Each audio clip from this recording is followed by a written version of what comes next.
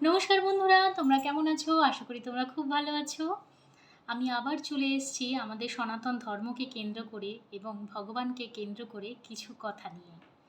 যদি তোমাদের ভগবানকে কেন্দ্র করে অর্থাৎ সনাতন ধর্মকে কেন্দ্র করে কথাগুলো শুনতে ভালো লাগে, অবশ্যই আমার ভিডিওগুলো শোনো, অনেক কিছু জানতে আর শিখতে পারবে। আর যদি সনাতন ধর্মকে কেন্দ্র করে বা ভগবানকে কেন্দ্র করে কথাগুলো শুনতে ভালো না লাগে, তাহলে আমার ভিডিওটা স্কিপও করতে পারো। তো চলো শুরু করা যাক আজকের টপিক।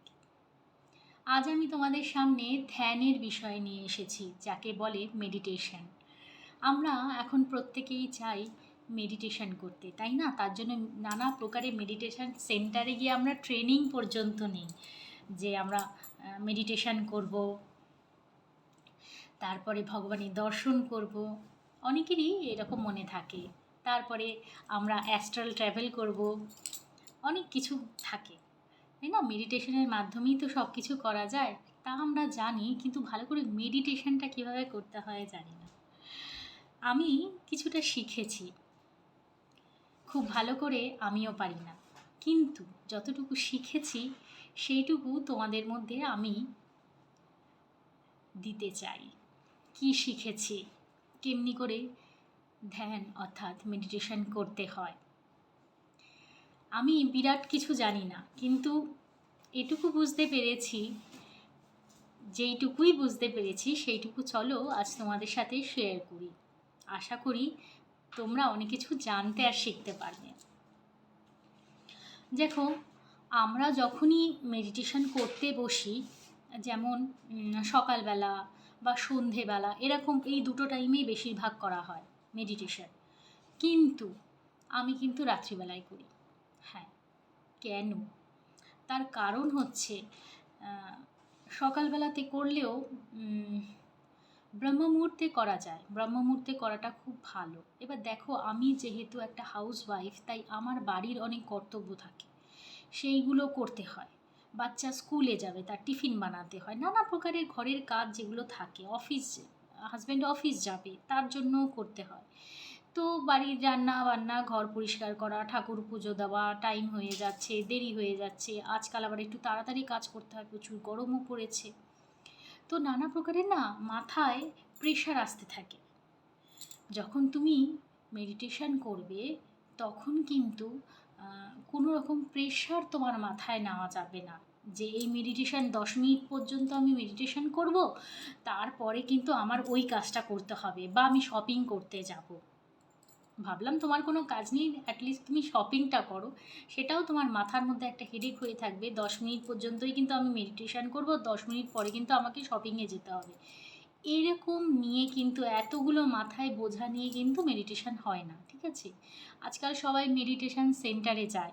এবার দেখো, আমি মেডিটেশন সেন্টারে যাই না, আমি নিজের বাড়িতেই করি।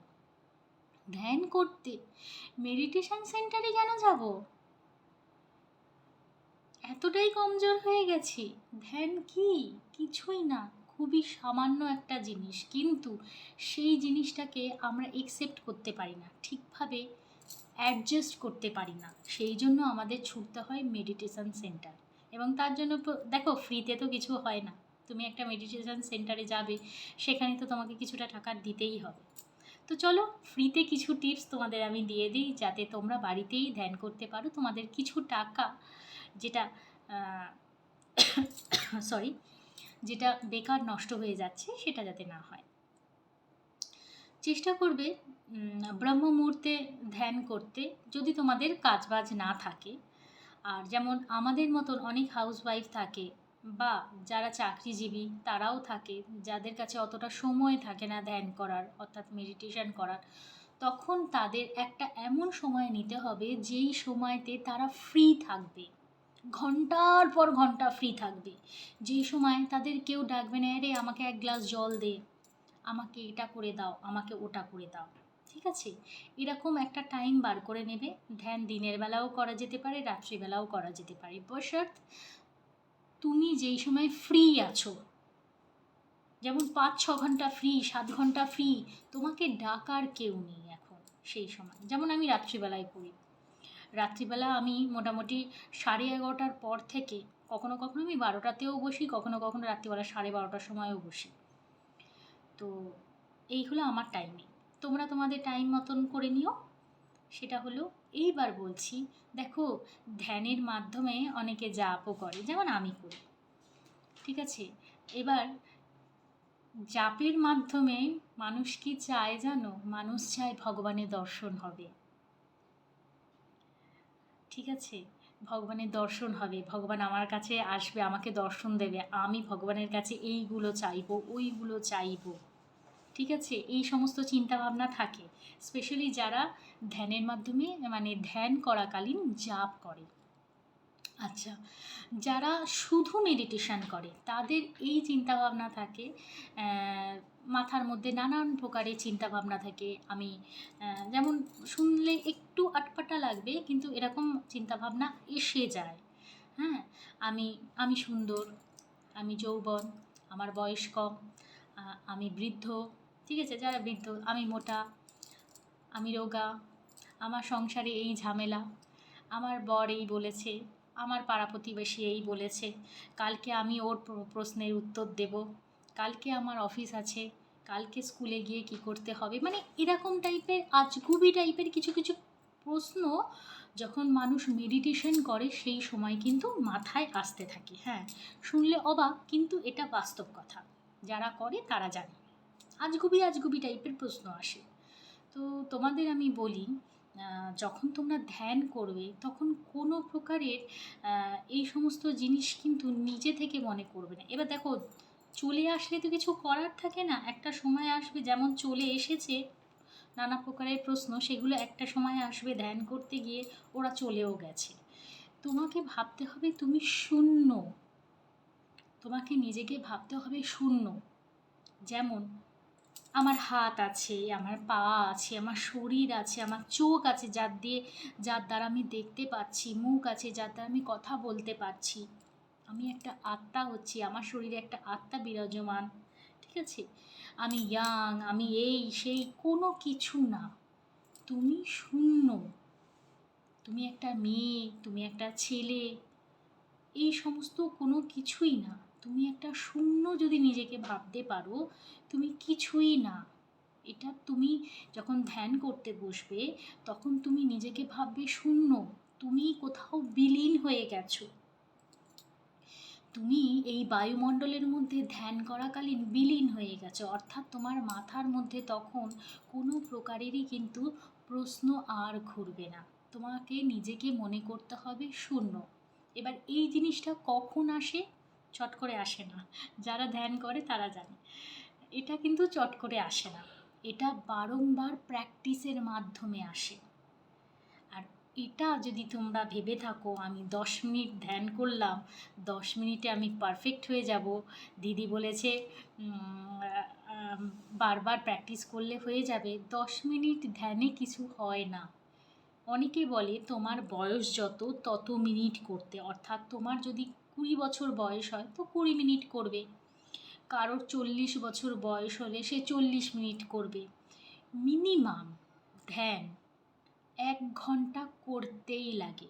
1 ঘন্টা যদি ডেইলি বেসিসে তোমরা ধ্যান করতে পারো, অর্থাৎ মেডিটেশন করতে পারো, তখন তোমরা একটা সময় আসবে, তাও ফ্র্যাকশন অফ সেকেন্ডের জন্য ফিল করতে পারবে, আমার নিজের অভিজ্ঞতা থেকে বলছি, তখন তোমাদের যে অস্তিত্বটা আছে সেটা তোমরা অনুভবই করতে পারবে না, তোমরা অন্য কোনো জায়গায় চলে যাবে। আজকাল যে এত বলে না অ্যাস্ট্রাল ট্র্যাভেল, এই সমস্ত, এইগুলো আলাদা ব্যাপার, কিন্তু যারা দেখো বিনা গুরুতে ধ্যান করে তারা অ্যাস্ট্রাল ট্র্যাভেল করতে পারে না, ক্লিয়ার কাট। কে কত দূর কী বলেছে আমি জানি না, আমার ব্যক্তিগত জীবন দিয়ে আমি যা বুঝেছি, গুরুই তোমাকে হাত ধরে অ্যাস্ট্রাল ট্র্যাভেল করায়। হ্যাঁ, আর বিনা গুরু দীক্ষা নিয়ে অ্যাস্ট্রাল ট্র্যাভেল করা উচিতও নয়। তুমি কোথায় চলে যাবে তুমি নিজেও জানো না। আমাদের অবচেতন মন কোথায় যায় তার আঁকড়া তোমরা লাগাতে পারবে না।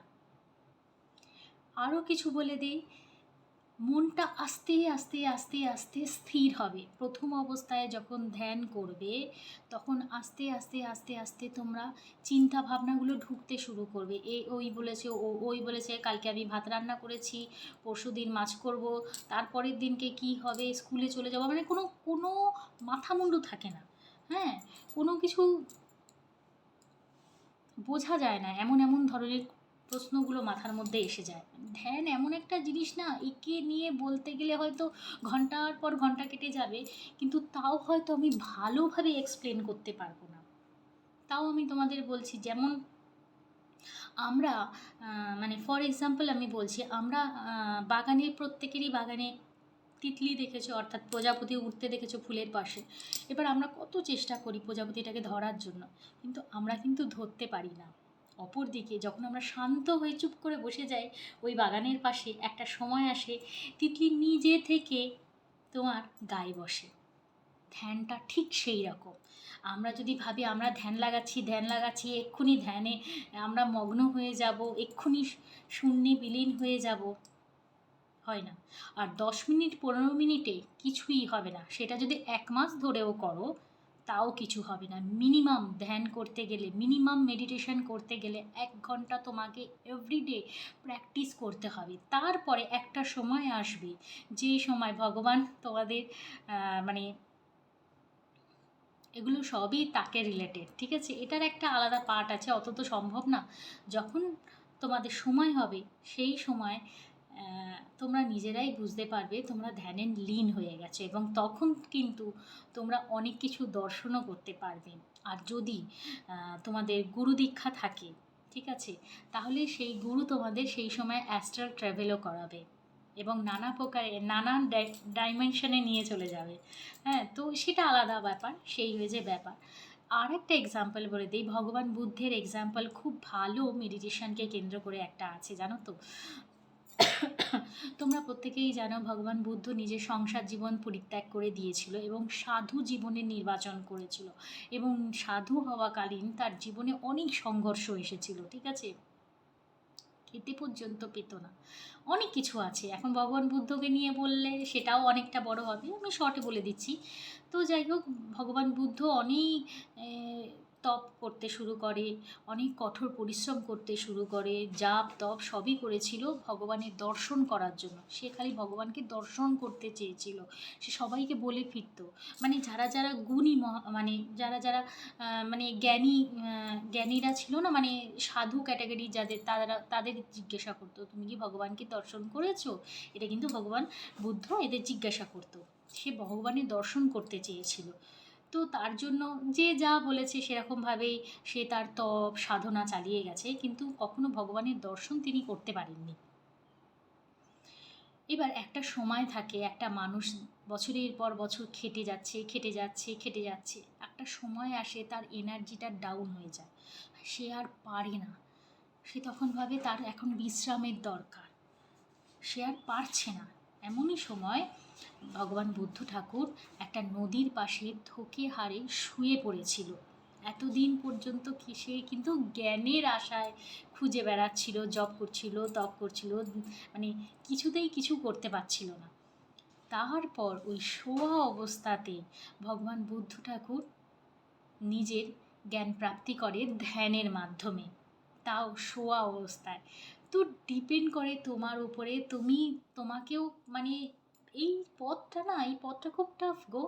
হ্যাঁ, এখন কি বলো তো, এখন মেডিটেশন সেন্টারে গেলে গুরুরা তোমাকে নিজের এনার্জি দিয়ে হয়তো তোমার কুণ্ডলিনী জাগৃত করে দেবে, এবং তার মাধ্যমে হয়তো তুমি ধ্যান করতে পারবে বা কিছু। একটা সময় তো থাকবে যেই সময় তোমার মনে হবে যে ঠিক আছে, আমি আর আর কালকের পর থেকে বা আজকের পর থেকে আর মেডিটেশন সেন্টারে যাব না, আমার তো মোটামুটি সব শেখা হয়ে গেছে। কারণ যতই হোক তোমার তো একটা পেমেন্ট করতে হয় না সেখানে, তুমি তো সারা জীবন তাকে পেমেন্ট করবে না, এটা স্বাভাবিক। এবার যেই মাত্র তুমি ওটা যাওয়াটা বন্ধ করে দেবে, তখন কিন্তু তোমার আমি তো জানি না তোমার কুণ্ডলিনী কত পর্যন্ত জাগিয়েছে বা কিছু, ঠিক আছে, এমনও হতে পারে তারপর থেকে তোমার হয়তো ধ্যানটা ভঙ্গও হয়ে যেতে পারে। তো তুমি যে এতদিন ধরে ধ্যান করার যে প্র্যাকটিসটা করলে সেটা কিন্তু টোটালটাই ব্যর্থ হয়ে যায়। তো সেই কারণের জন্য এই সমস্ত জিনিসগুলো নিজে বাড়িতে প্র্যাকটিস করাই ভালো। তারপরে তো যদি গুরু দীক্ষা হয়ে থাকে সেটা তো গুরু তো তোমায় ঠিকঠাকভাবে তার পথ দেখিয়েই দেবে। মোটামুটি যারা বাড়িতে ধ্যান করতে চায়, আমি এমনি বললাম, এরকমভাবে তোমরা ধ্যান করতে পারো। তো বসে এমন সময় ধ্যান করবে যখন কেউ তোমাকে ডাকার নেই, আর ওই 10 মিনিট, 15 মিনিট বা আধ ঘন্টা বা 40 মিনিটও তুমি যদি ভাবো যে যথেষ্ট, না যথেষ্ট নয়, 1 ঘন্টা দিতেই হবে ডেইলি বেসিসে, 1 ঘন্টা দিতেই হবে। আর একটা মেয়েদের যেমন মাসিকের প্রবলেম থাকে, তো এখন না কেউ মানে না, আমি তাই দেখছি, বলছে কোনো ব্যাপার না, মাসিকের সময়তেও করা যাবে। কিন্তু সত্যি কথা বলতে কি, মাসিকের সময় তুমি ধ্যান করতে পারবে না, তোমার সেই মনোযোগটাই আসবে না, ওই করা ব্যর্থই হবে। দেখো আমার তো হয়নি, এমন হতে পারে তোমাদের হয়তো হতে পারে। তো যাই হোক, এতটুকুই আমি বললাম। আর ধ্যান করার সময় মাথায় এটুকু সবসময় রেখে দেবে, নিজে বলে যে কিছু আছে, আমি, এই যে অহম, এই যে অহংকারটা, আমি, এটাও একটা অহংকার, আমি, এটাও মাথায় রাখা যাবে না। তুমি শূন্য, তোমার হাত আছে, পা আছে, মাথা আছে, চোখ আছে, তুমি একটা মেয়ে, তুমি একটা ছেলে, তুমি বৃদ্ধ, তুমি ইয়াং, কিচ্ছু না, তুমি একটা জিরো। তবেই তুমি ধ্যান করতে যেতে পারবে। এই মানসিকতাটা, এই চিন্তা ভাবনাটা নিয়ে ধ্যান করতে বসতে হয়। তো মোটামুটি যতটুকু জানানোর ছিল, তো তোমাদের সাথে আমি শেয়ার করলাম। আমার যতটুকু জানা আছে ততটুকুই শেয়ার করলাম। যদি ভালো লেগে থাকে আমার ভিডিওগুলো, অবশ্যই আমার চ্যানেলটাকে সাবস্ক্রাইব করবে, লাইক করবে, কমেন্ট করবে আর শেয়ার করবে। আর যদি কোনো কিছু জানার সরি, যদি কিছু জানার থাকে তো কমেন্ট সেকশনে কমেন্টও করতে পারো। তো আজকের মতন টাটা।